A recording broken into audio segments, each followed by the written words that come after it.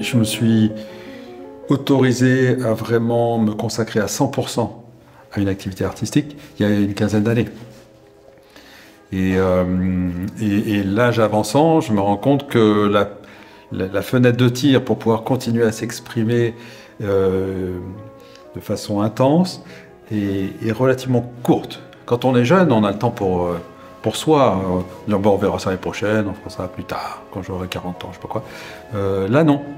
Là, le temps est compté, le temps est court, et j'ai une telle soif, une telle envie d'exprimer un certain nombre de choses au-delà des larmes, ou dans les larmes, mais il n'y a pas que cette série, il y en a plein d'autres, il y a plein d'autres envies, ce qui fait que c'est un élément clé de beaucoup de choix.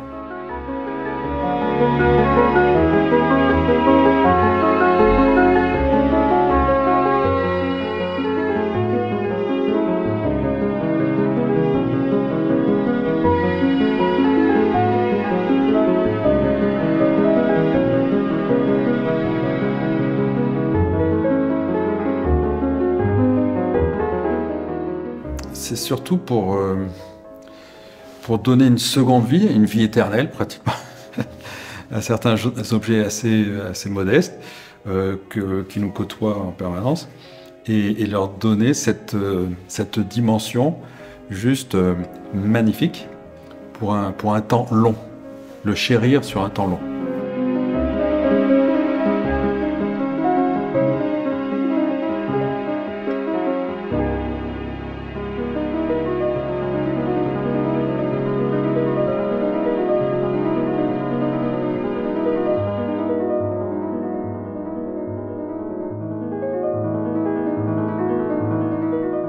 Quand j'étais plus jeune, l'eau c'était une commodité. D'ailleurs, on avait tendance pas forcément à toujours bien fermer les robinets parce que c'était pas très grave. C'était quasi indolore. Ça coûtait pas cher du tout. On n'en faisait pas grand cas. Alors qu'aujourd'hui, on se rend compte que c'est une matière fondamentale, stratégique. Et ça va le devenir de plus en plus.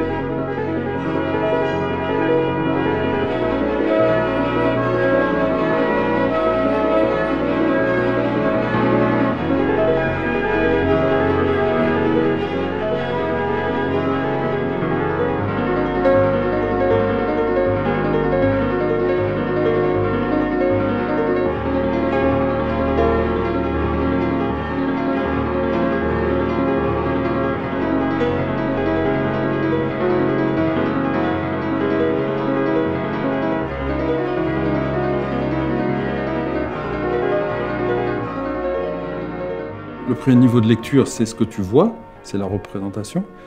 Après, ça peut ouvrir des portes sur d'autres raisonnements ou d'autres sentiments, si tu veux. Donc, il y a la symbolique de la forme qui est à la base la représentation d'une goutte d'eau qui est façonnée par la gravité, donc la forme est juste parfaite. Et elle est proposée par la nature. C'est pas moi, c'est pas l'homme qui a décidé, qui a dicté cette forme.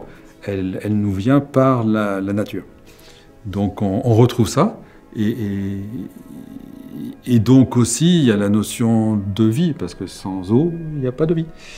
Donc ça ouvre sur une réflexion beaucoup plus profonde. J'ai l'impression que le temps s'est figé. Hein, la réalité de certains éléments du monde qui nous entourent, paf, ça s'est arrêté. Et là on est dans un espace extrêmement calme, très très apaisant d'ailleurs. Et oui, c'est un peu hors du temps en fait, hein. Hors du temps, hors du monde, mais à la fois c'est des représentations de notre univers, d'objets qui nous touchent, qui sont quotidiens.